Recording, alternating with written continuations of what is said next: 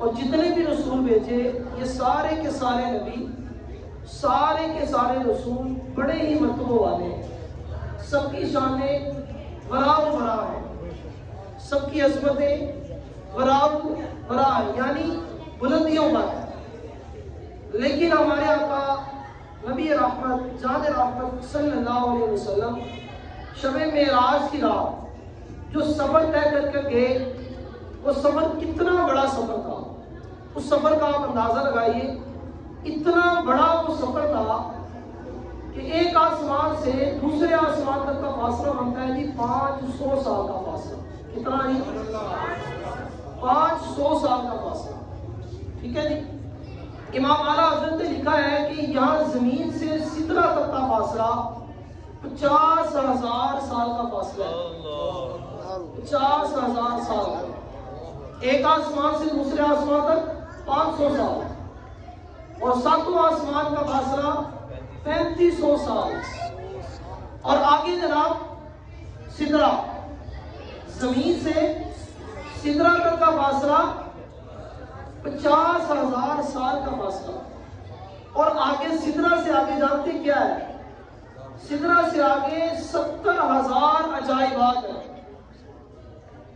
اور ہر عجائب کے درمیان یعنی پردوں کے درمیان، حجابات کے درمیان، 70 حجابات کے درمیان ایک سے دوسرے حجاب کے درمیان پھر 500 سال کا فاصلہ ہے، اور یہ ٹوٹل ملائیں تو پتہ نہیں کتنے لاکھوں کروڑوں میل کا کلومیٹر کا سفر ہوتا ہے۔ آپ کی سائنس کے مطابق روشنی ایک سیکنڈ کے اندر 3 لاکھ کلومیٹر کا سفر طے کرتی ہے، اور جو سورج ہے یہ 14 کروڑ، کتنا جی؟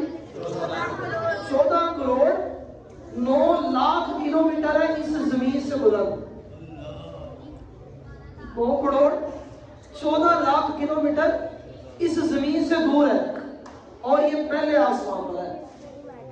لیکن اللہ کے محبوب کہاں گئے؟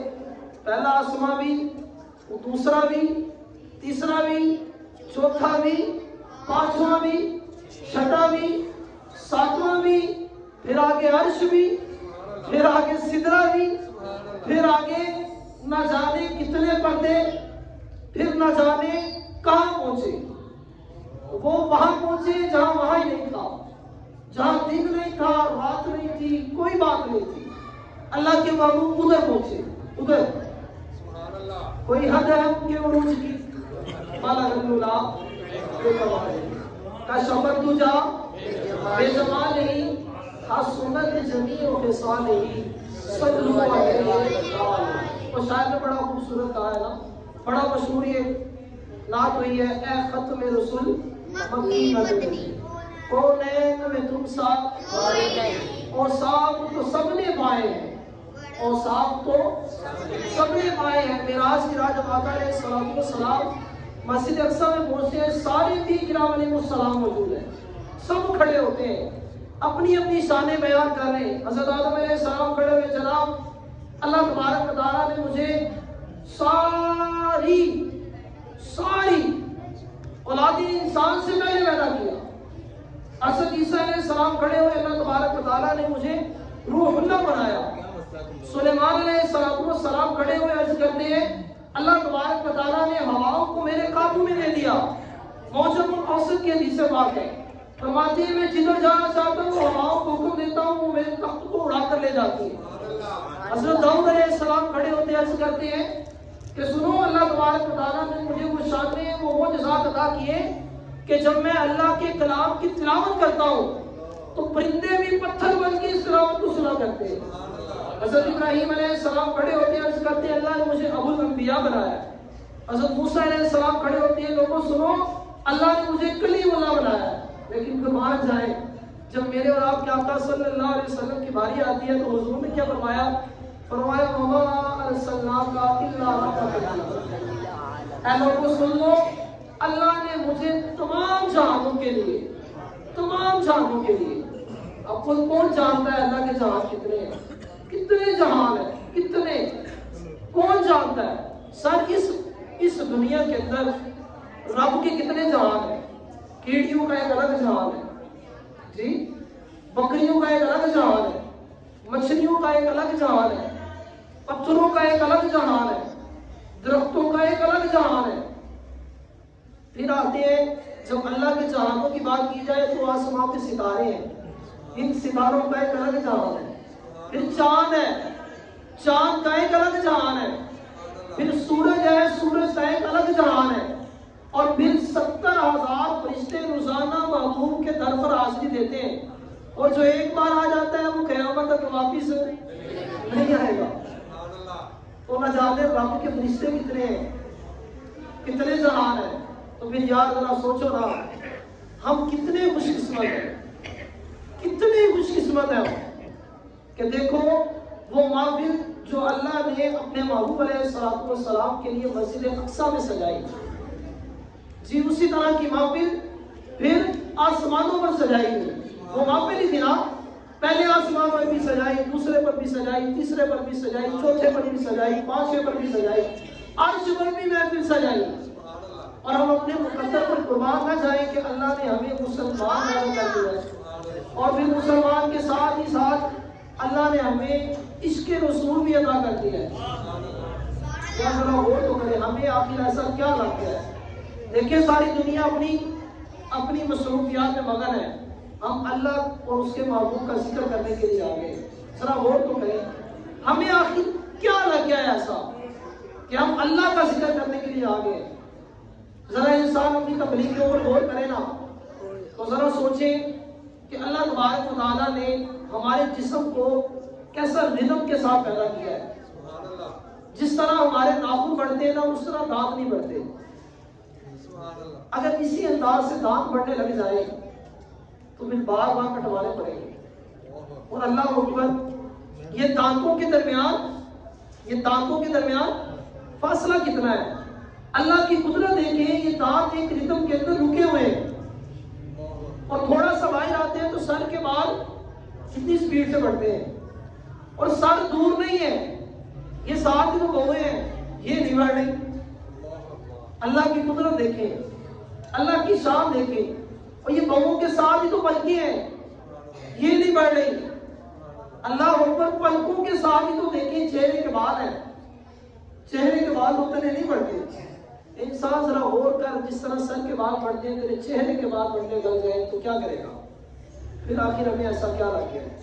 سرکار ذرا غور تو کرے, چہرے کے اوپر ہی تو مونچھیں ہیں, جس طرح داڑھی کے بال بڑھتے ہیں مونچھوں کے نہیں بڑھتے. اللہ کی قدرت ہے, مونچھوں کے نہیں بڑھتے, اللہ کی شان ہے. جس طرح داڑھی کے بال بڑھتے ہیں جسم کے بال نہیں بڑھتے, اللہ کی شان ہے. آخر ہم میں ایسا کیا لگ گیا ہے. انسان کے اندر اتنی گندگی ہے, اتنی گندگی ہے کہ اگر اس کی اندر کی گندگی باہر آ جائے نا تو یہ اپنی ہی سمیل برداشت نہیں کر سکتا. لیکن اس کے باوجود بھی انسان کو اشرف المخلوقات کہا گیا. کیوں؟ کیونکہ یہ میرے نبی کا کلمہ پڑھنے والا. نسبت اللہ کے نبی کی مل گئی, نسبت امام الانبیاء کی مل گئی, تو ہم کتنے خوش قسمت ہو گئے کہ ہم اللہ اور اس کے محبوب کا ذکر کرنے والوں میں شامل ہو گئے. تو یہ ذکر کے ساتھ ساتھ ایک ہی چیز ہے. فرمایا گیا کہ چھوٹے بچوں کو جو چھوٹی ایج میں سمجھایا جاتا ہے ان کو بڑا فائدہ دیتا ہے.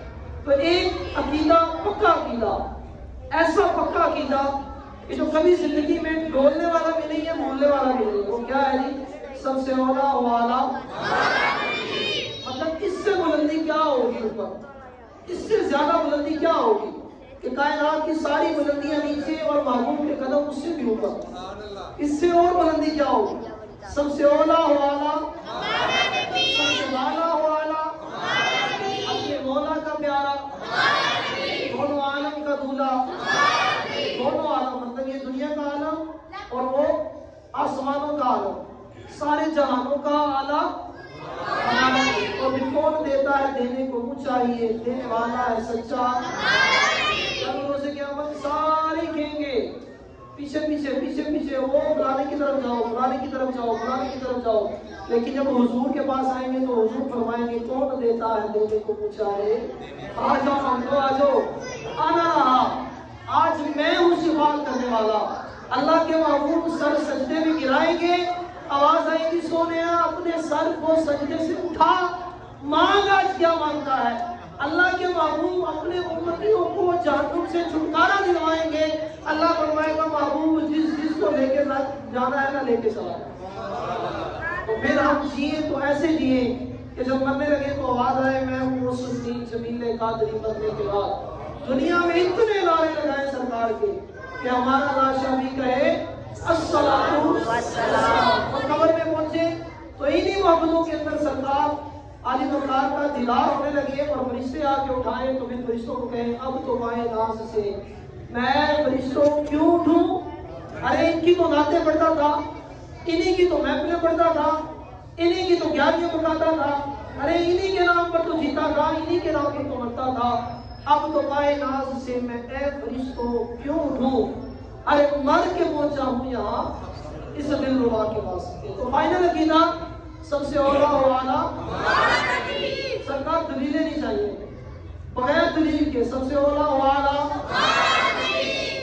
یہ فائنل ہے۔ ہمیں کوئی دلیل نہیں چاہیے، ہمیں کوئی حدیث نہیں چاہیے۔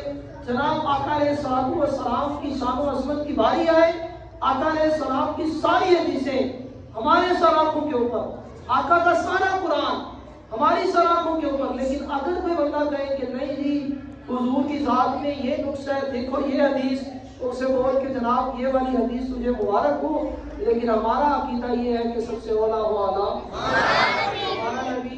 ہمارے شہزاد بھائی نے ایک نعت پڑھنی تھی، میں مجھے گزارش کروں گا کہ سلام کے اندر اپنی حاضری پیش کروا دیں، چونکہ ٹائم بہت زیادہ ہو گیا ہے۔ آپ سب کے آنے کا بہت بہت شکریہ۔ اللہ تبارک و تعالیٰ آپ کا آنا، ہم سب کا اپنے بیٹھنا اپنی بارگاہ میں قبول و منظور فرمائے۔